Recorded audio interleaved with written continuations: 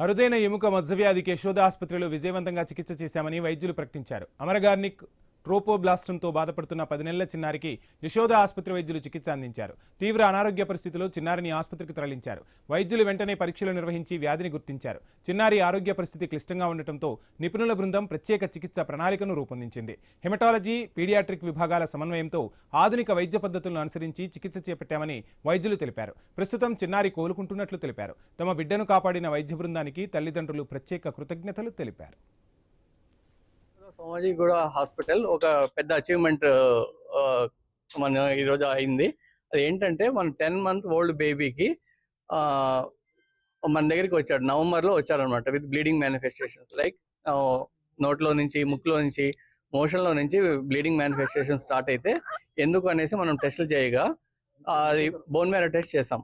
Bone marrow test చేస్తే అందులో congenital ఏ మెగాకారియోసైటిక్ thrombocytopenia అనే ఒక rare condition which is seen in 1 in 1 million population అనమాట. 10 లక్షల్లో ఒకరికే వచ్చే అరుదైన వ్యాధి. ఈ వ్యాధికి మనం ట్రీట్మెంట్ జెనెటిక్ గా కూడా కన్ఫర్మ్ చేయాలి. సో ఆ జెనెటిక్ టెస్ట్ పంపిస్తే ఎంపీఎల్ జీన్ మ్యూటేషన్ అనేది పాజిటివ్ వచ్చింది. అంటే వంశపారంపర్యంగా వాళ్ళ ఫ్యామిలీ మెంబర్స్ ఎవరికో ఉంది, తనకు వచ్చింది. ఇది తనకు వచ్చిన దానివల్ల